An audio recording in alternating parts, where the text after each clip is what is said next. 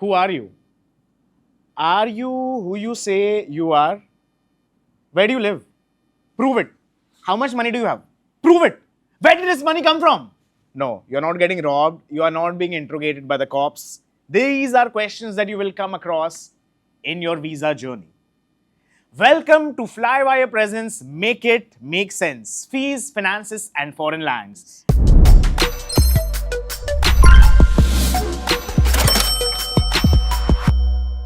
In this episode, we are going to tackle the driest but the most important of topics, getting your visa. This is the part where there's bureaucracy, where there's confusion, where there's a whole smoke screen, there are checklists. But don't worry, we have got you covered. This might seem stressful because when it comes to this stage of the process, there is no margin for error. To ensure that you get everything right, exactly the way it needs to be done at exactly the right time, we have with us two experts who will tell you everything that you need to know. We have Jimit Sanghvi, co-founder of College Pond. He has mentored over 10,000 students in their study abroad journeys. A graduate of Stony Brook University, he also brings in his perspective as a student to the table. Welcome, Jimit. We also have Vivek from the Flywire payments team. He drives innovation and growth, and he does the impossible. He simplifies cross-border payment, which is the most complicated thing there is in the world, as you will find out in this episode. Welcome, Vivek. Do you believe that I'm sitting here, or will you need like a proof? No, of I'll believe. paperwork? I'll You'll believe. I imagine that as someone who's in your position, without proof, you're not looking at anything, right? You will come to know whether you are lying or not. I'll judge you. If I think you are lying, I will maybe ask you for your proof. Got it. In case I'm lying. Very good. But in general, we have seen when applying for a visa, there's a lot of fear that you will be rejected, that they might say no, do you have everything in place? What are things that someone should know to make sure that the documentation process for a visa is taken care of? Okay, great. So I think the last mile hurdle is what people call the visa process, right? Because they have done all the hard work, gotten into the top school, and now they are worried, what if my visa is rejected, right? Now the visa process is different from country to country. Some countries have a very high visa rejection rates. They have a very rigid process. Right. Some countries are very easy to go to, right? In fact, we have had students who say that I want to choose a country where I don't have to give an interview for the visa process because I'm not very comfortable giving interviews, right? So the process will vary country to country. Can you rank us for them from easiest to hardest? So in terms of, let's talk in terms of the visa rejection rate. If I look at it, maybe the last 2 years, I would say Canada and USA have been very high in rejecting visas. UK, Ireland have been comparatively easier to get in the visas, or a UAE. Things are changing every few years. Australia is now trying to make it a little bit more strict for Indians to get the visa. They are checking on the finances. You know, if there's a last minute transaction, they will question you. So the process is varying from country to country. What we advise students is when you choose your country and you start your application process, please start your financial planning also along with that. Right. Now again, finance is one aspect of visa, right? A visa officer will look at multiple aspects. One is which college you are going to and what's your goal, what's your background, what are your academic scores. So you keep your mark sheets, your exam scores, etc. Your future goal, the college you are going to. If you are going to a top school, the visa officer also understands that you have the right caliber, and they also want bright minds in their country, right? Correct. So if you say I'm going to a Stanford or a Harvard, automatically the visa rejection rate will go down because they think you are a bright kid. Correct. Right? So they look at finances, they look at your goals. So there are multiple areas that they will look into, and then we need to break it down and work through all of this. Right. How do I strengthen my visa application? Say I have an interview next week. The college I've gotten into, I have gotten into. Everything that's there, there's nothing I can change, right? In like a week, in 10 days. True. So how do I strengthen my application except just praying? Okay. Like, is there anything else I can do? True. So again, to clarify, for America, yes, there is an interview. But if you're applying to Germany, Ireland, Australia, Canada, you have to write an essay. Oh. Okay, so you want to make sure that your essay covers certain points, that what are your goals, what are your ties to India? You don't want to say that I want to work there and settle there. Correct. Right? You want to show I've got strong ties to India. My dream company is to work for RN India. I want to come back, be close to family, have a good professional life over here. Got it. So that is what you need to portray in your essays. Right. Your goals are aligned to the course you are doing. Right. I say I'm going for mechanical engineering, but I'll come back and take over the finance of my father's company. Hey, there's no correlation between your course and your goals. Correct. Right? So these things are also important for some countries. So you need to know about the college you are going to, what courses will you be taking, when will you graduate. You need to know your finances. They will ask you a question, how are your parents going to sponsor you? And you don't know what the numbers are. It doesn't sound well, right? Correct. So you need to be financially literate to the extent that you are able to answer the questions respect to your, how are you going to sponsor, how will you repay the loan, etc. Correct. What are your goals, right? You want to show that eventually the goal is to have strong ties to your country and you want to be back in your country. Right.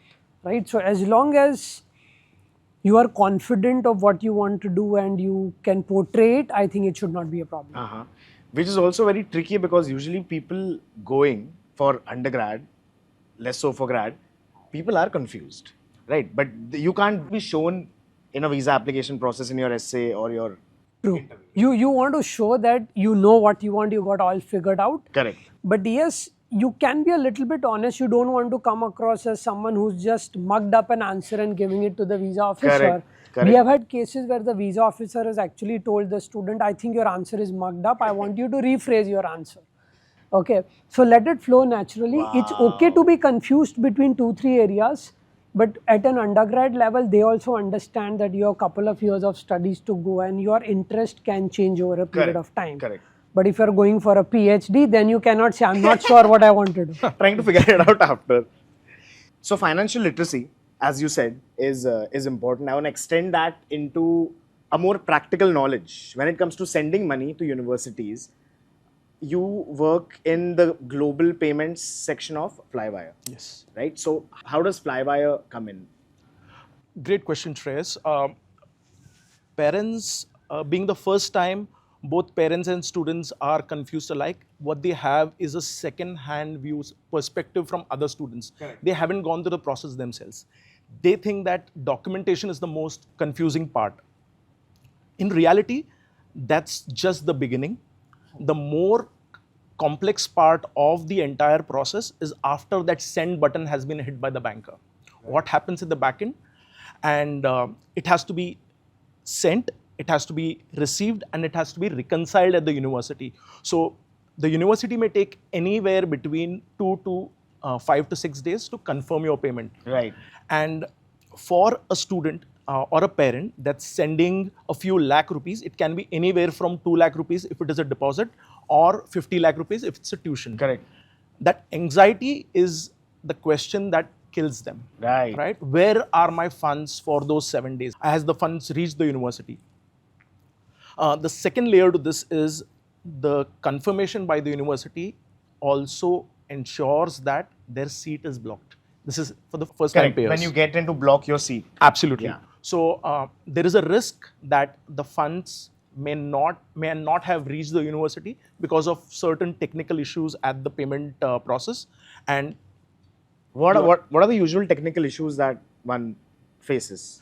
I would not dwell too much into it, but on the top of it, the banking layer involves multiple banks and funds hop on to different banking layers and then reach the university.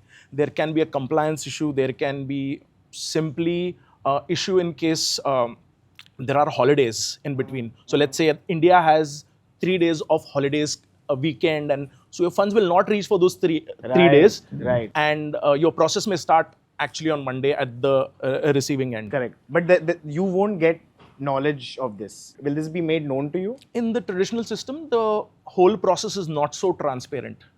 What the traditional system gives you confirmation that the fund has been sent. At most, you will get a confirmation that the fund has been deposited into the bank account of the university. But there's one more layer that the university needs to reconcile these funds. The anxiety remains in during those periods. Wait, just to clarify, by reconcile, what exactly do you mean? Okay, so let me demystify that for you. It's like the university has received your payment, but it needs to attribute that payment to your student ID. They'll not give you a confirmation till that happens. Got it. Right? Where companies like Flywire make a difference is Flywire has a deep integration with these universities. So this reconciliation process is more quicker. Wow. Right? Okay. So in the traditional system, there is something called as a payment confirmation that the university receives.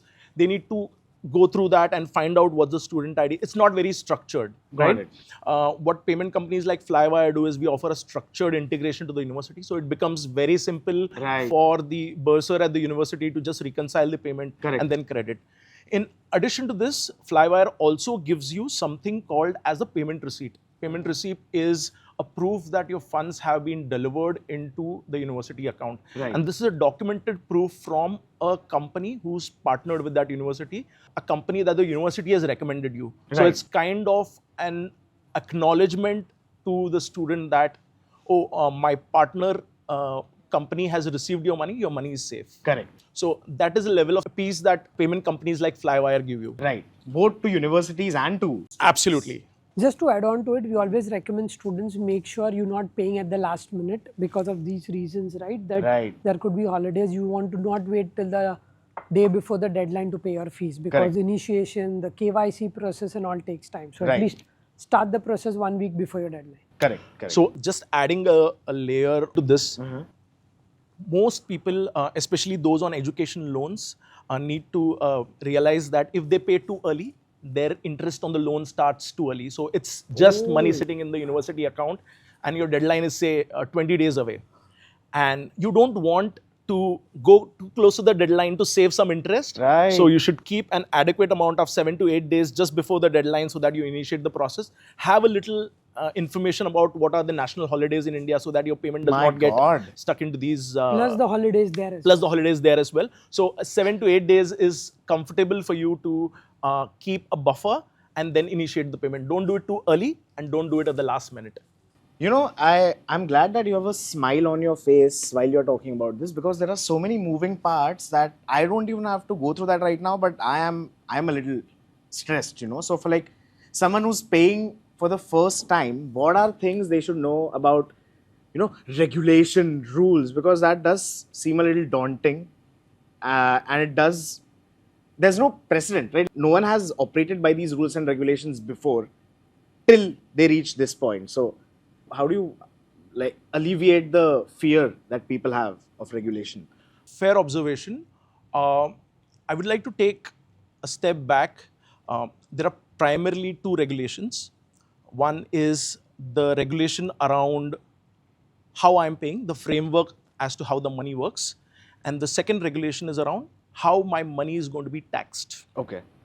So let me take the tax part first. Okay. The tax part is called tax collected at source. Okay. This is one of the primary reasons probably why a lot of WhatsApp groups in the family start buzzing around payments because of the lack of clarity around it. So tax collected at source is not a tax per se, it's a prepaid tax credit. When I say a prepaid tax credit, that means you are paying a tax as an advance to the government against your PAN.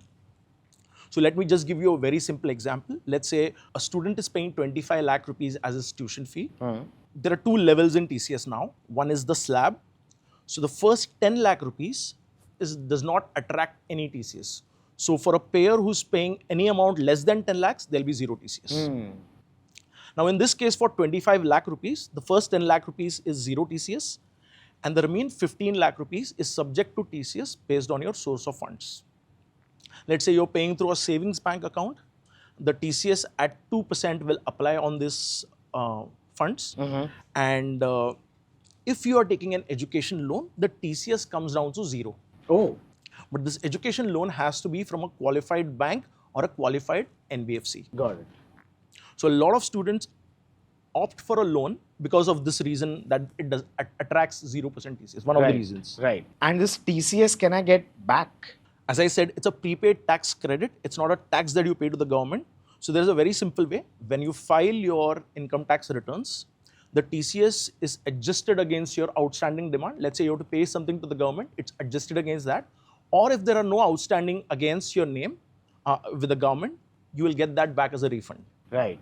But for that, you have to file income tax returns. Right. And one of the mistakes that parents do is they apply for a payment in the name of the student against the student PAN, and TCS is charged against the student PAN, and they do not file the income tax returns. Right. There is an option to pay income tax returns even for people who do not earn anything. Right? They can just approach their chartered accountant, and this is a very simple process, and they will get a refund of the TCS back. Right. Right? It's a simple process, demystified. All parents need is a little awareness, and they can be well read about it. There are parents who are very well read about it because they are in finance or they are in allied sectors. Or the best thing that you can do is participate in the ecosystem as you research about the colleges that you want to go to, country what you want to go to.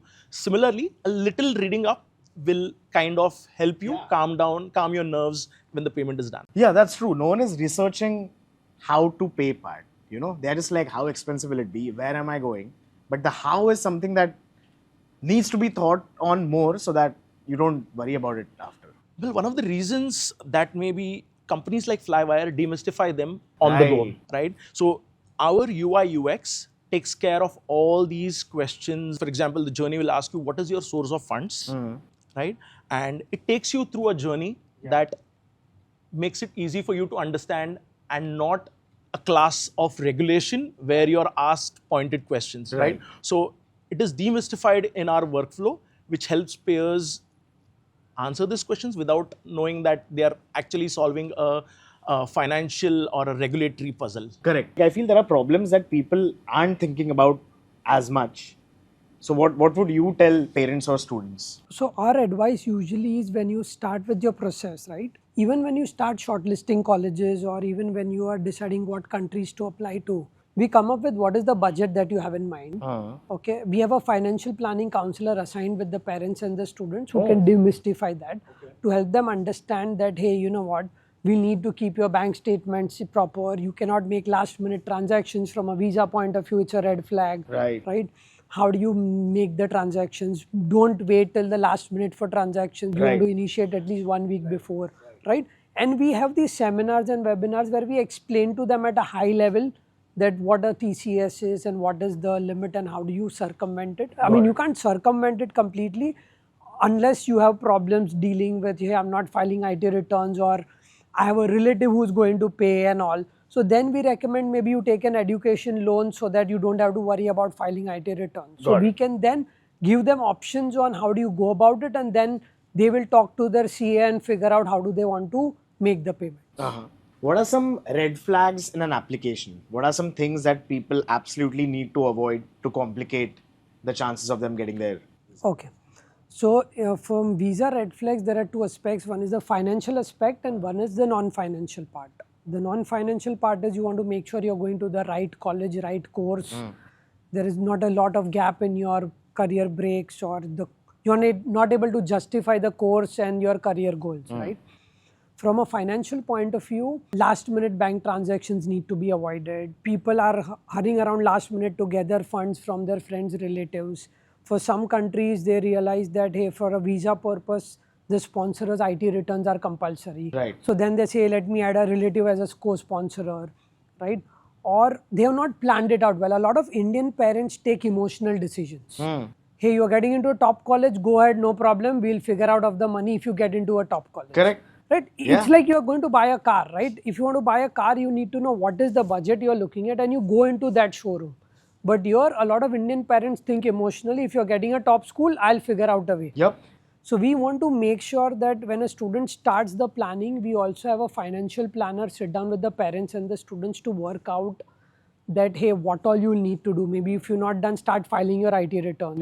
Right? Avoid last minute transactions. If you have this much money that you want to put aside for your kids' education, maybe put it in some mutual funds or an FD or something, so that you can then liquidate it when required. So it's, from a visa point of view, it's not going to be a red flag. Okay. So planning is important.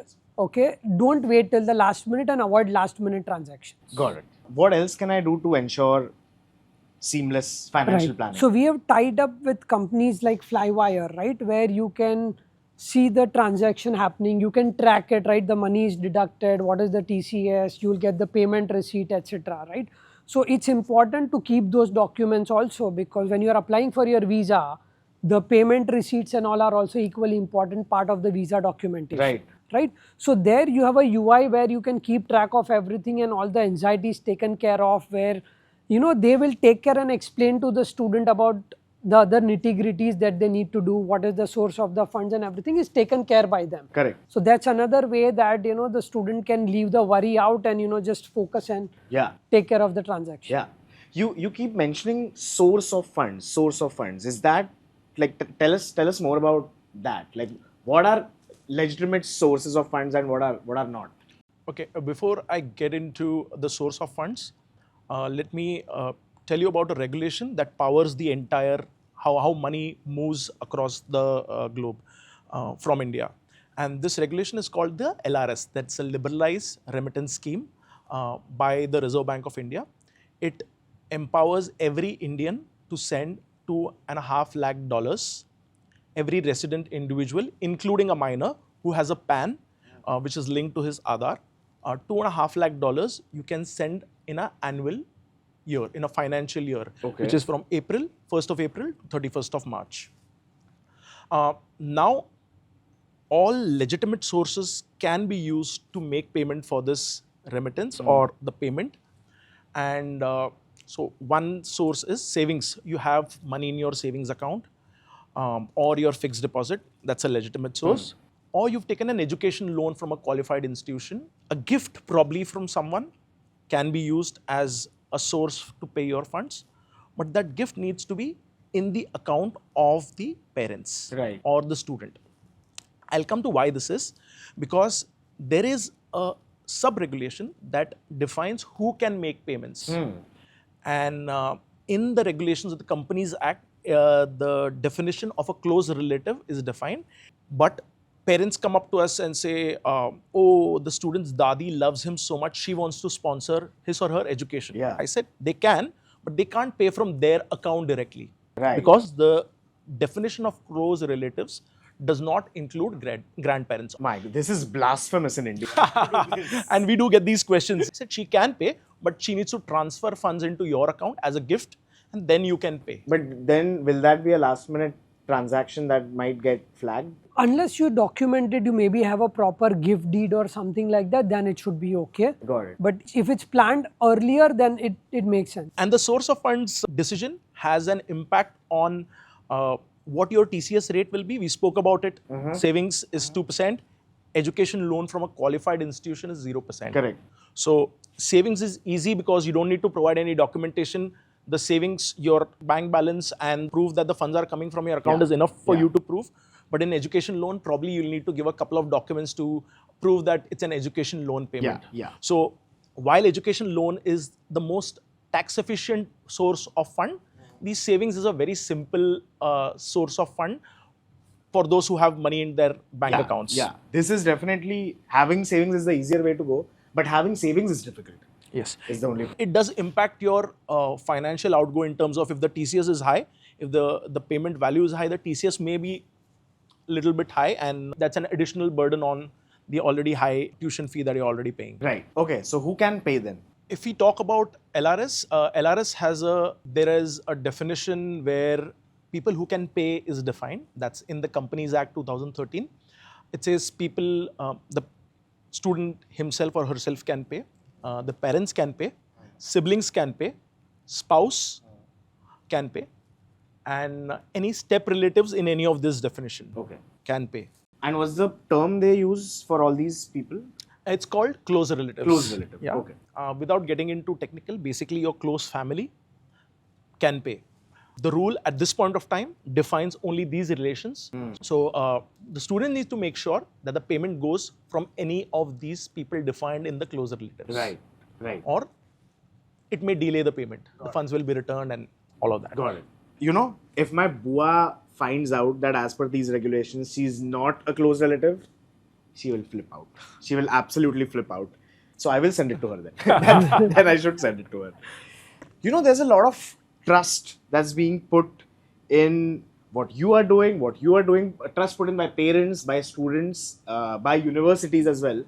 So, of course, I'm sure there are instances of this trust being misused. So, how does one save themselves, protect themselves from frauds of any kind that are there in the market? Because there's a lot of money being sent. The entire ecosystem is a very tight-knit ecosystem, and we haven't heard of too many cases coming up in frauds. There is no systemic case coming up, but a few things that parents can do to ensure that they are protected from the entire event of a fraud.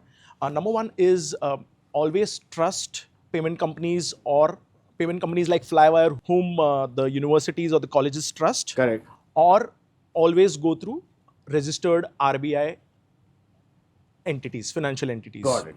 Second is obviously when you pay, there are two ways in which students pay. One is through companies like Flywire. We don't expose the account details of either parties to anyone. So the student does not really enter any account details. Okay.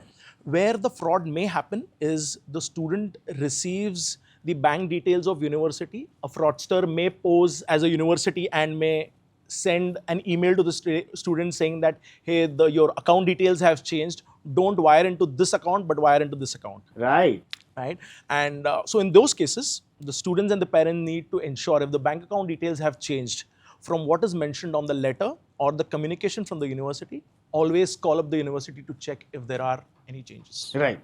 Because phishing emails, fraudsters posing as universities may happen. Though it's not a common occurrence. You know, parents who are going through the visa application process, this is probably the 30th video or thing that they have read in the last 2 hours, because there is just like, have I forgotten something? Have I forgotten something? So they have forgotten something for sure. Can you take us through a last minute checklist for everything that you need to get right? Okay. So one is a visa checklist. What are the documents, mark sheets, etc. We give it to the students. A financial checklist as well. Once the visa is done, then we also have another checklist for students. We actually even have come up with a packing list for parents as well. The moms are usually worried, what should I pack? Should I pack a pressure cooker or not? Or, should I put some spices or not, right? So we have that exhaustive checklist. But that is from a packing point of view. Try to stuff everything in 2 suitcases. That's a different story. But the other important things are figuring out your accommodation. Do that in advance. Figuring out insurance, health insurance, travel insurance, some forex currency to carry with you, right? You need to start thinking of, okay, maybe you need to download some apps on your phone. Hey, I need to book a Uber or a Lyft or a Grab from the airport to the university, right? Or when I land there, I might need to have some, I'm not able to carry utensils, but maybe I can go on Amazon and order the utensils so they reach the space at the same time I'm going to land and reach there, right? So just basic, those small things here and there, we again have a checklist for that. But at a high level, I would say accommodation, forex currency, insurance, getting your roommates and everything in place, travel, getting a SIM card in place, right? Okay, well, how will I start talking to people? And then small things like once you go there, what do you do next? I have to open a bank account, I'll have to, get my residency permit, etc. So we provide a checklist. So that's where we as counselors will come in and guide the students depending on the country they are choosing. Correct. Shreyas, I'll just like to borrow 2 points from what Jimit said. One is the accommodation and second is insurance. Well, first-time students and parents usually opt for on-campus accommodation, and if they opt for private accommodation, they don't know where to go, and sending money to third party is very risky. Yeah. So Flywire makes it easy for parents to send the money for on-campus accommodation along with the tuition. Oh. So it's integrated with their payment journey. Right. It's so simple. So they don't need to find out where to send account details. Everything is integrated in the journey. Likewise, the insurance, like for example, for Australia, you need an insurance which is verified by the visa authorities and the university. Case in point, like OHSC, for example, Flywire platform offers easy options for the students to opt for this insurance. Right. So it makes it easy for them as a single platform where they can pay for their tuition, their insurance, and also their accommodation. One more point that I want to add is the smaller value payments like the application fee or the deposit payments. and they probably need not go through the entire payment process in terms of documentation. So Flywire platform also offers students to pay through their credit card to the universities. So it makes it easy, a quicker confirmation for the student, and you don't have to go through the entire journey in terms of source of funds, documentation, uploading your everything becomes at the click of the fingertip.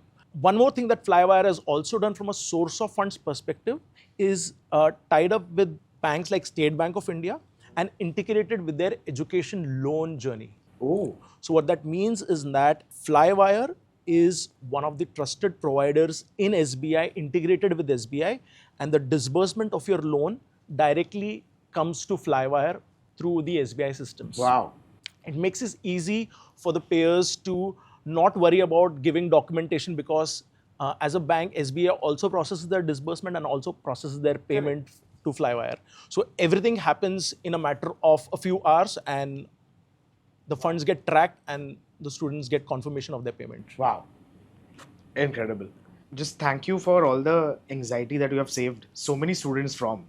When it comes to application, there's anxiety that we still need to save some students from, you know. So I also wanted to ask, what are some common mistakes you see in the documentation journey when you're going through students' applications that you usually catch and fix? Sure.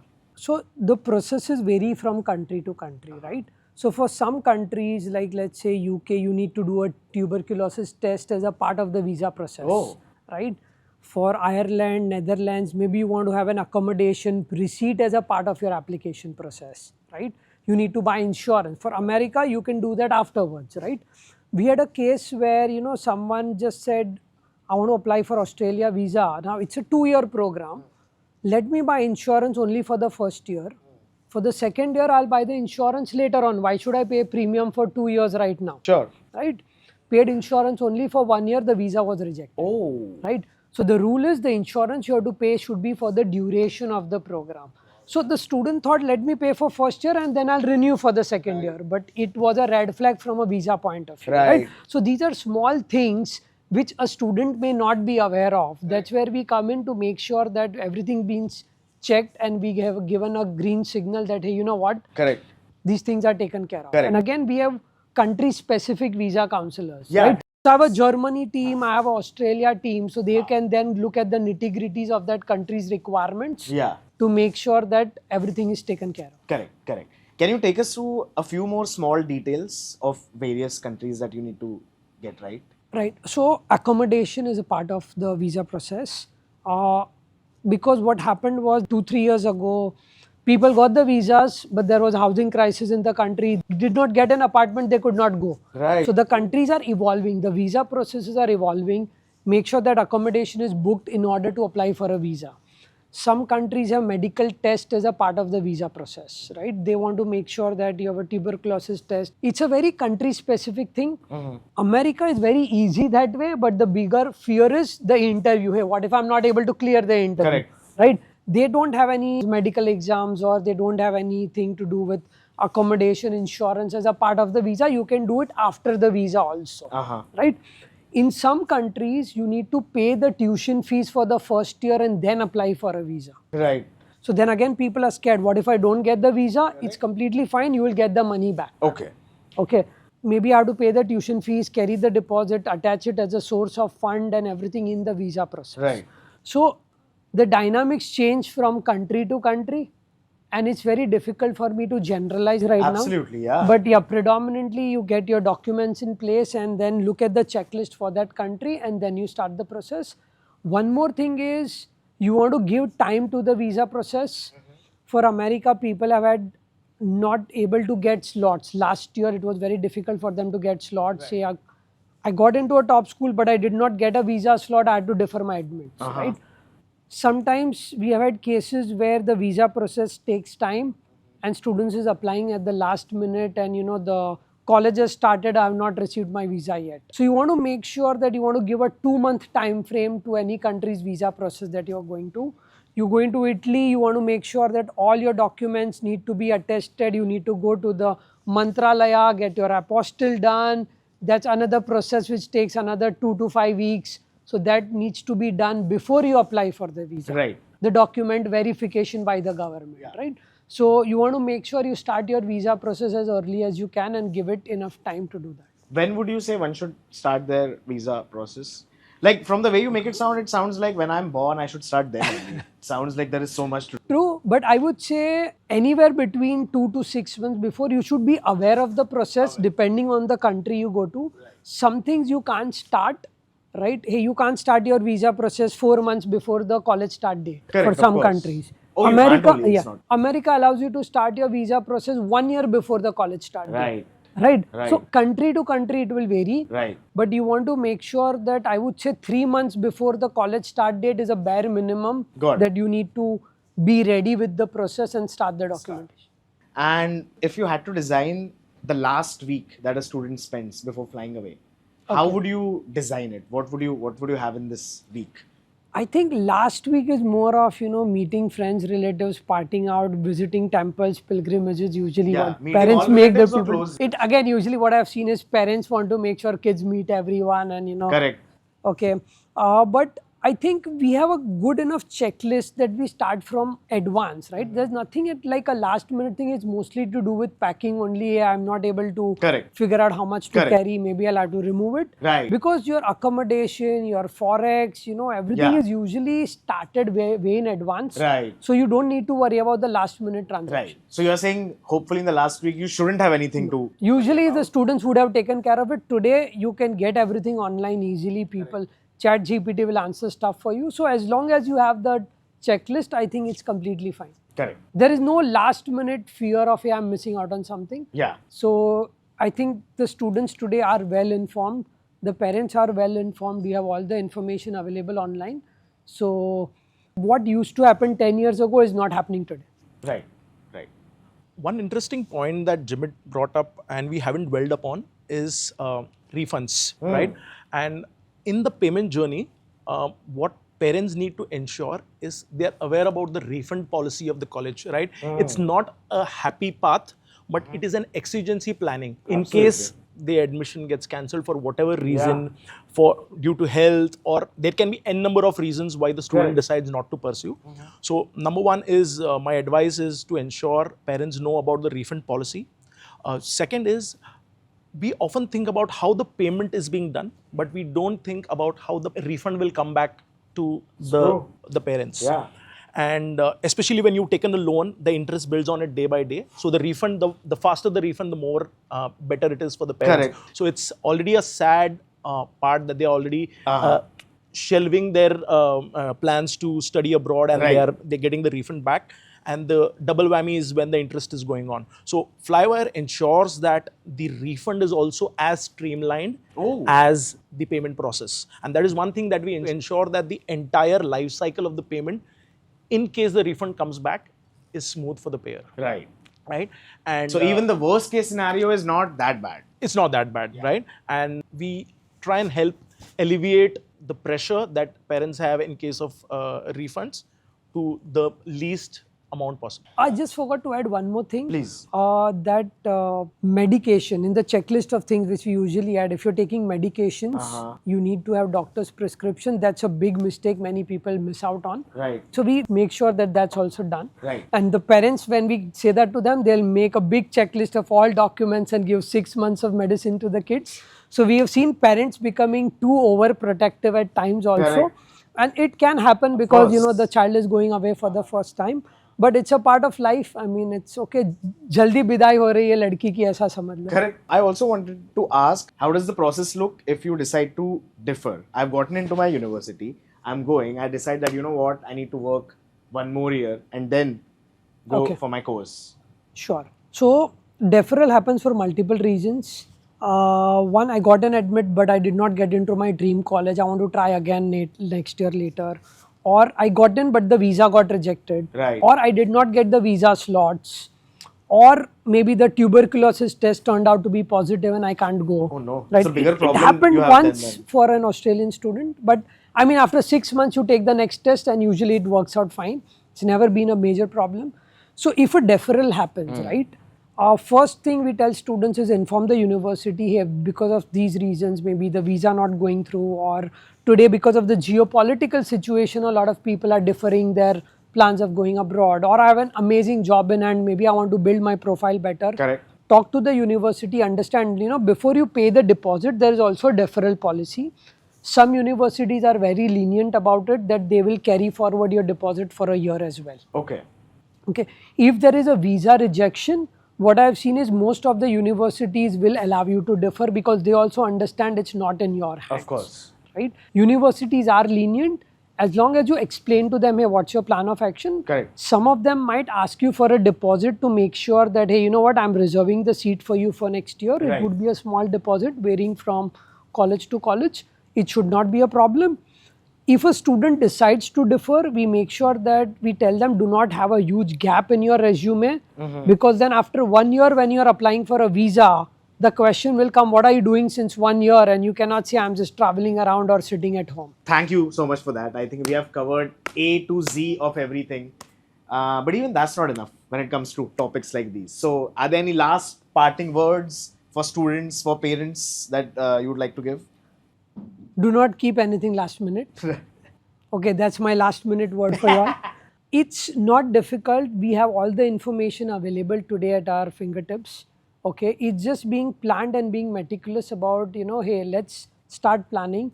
Don't wait till you have your admits and then start your financial planning or your visa planning. Right. Likewise, do not keep your payments to the last minute. We get a lot of queries. Oh, tomorrow is my deadline to pay. I will be charged X amount as penalty when I do that. Prepare your payment process in advance. Ask questions. Even though you want to pay in the last week, ensure that you know everything. You have all the preparations on hand. You have the source of funds sorted, your documents sorted, your PAN is linked to your Aadhaar. Things like that often delay the payment. Right. So know everything in advance. You don't need to fret about it. Right. But yes, if you ask the right questions to ensure that everything is in the clear, you'll not be stressed at the last minute. Yeah, got it. Perfect. And we have eliminated stress fully from the process. Thank you so much. And if I have any more questions, I will hit you guys up. Sure. Thank you. Cheers. And that was the end of our episode. I'm really jealous of everyone watching this, that you get to know all these hacks before you embark on your journey. I'm just finding out that I can get my TCS back. I'm going to see if that can still happen. But now that you're ready, just make sure you double check, triple check, quadruple check everything that you need, all your documents. Also, if you think you're starting early, do one thing, start a little earlier. I'm saying you start planning before you're even... Okay, no, that's too much. Okay, no. No, you start like a few months before. Just make sure you double check, triple check, and you start in advance. Thank you. I'll see you soon.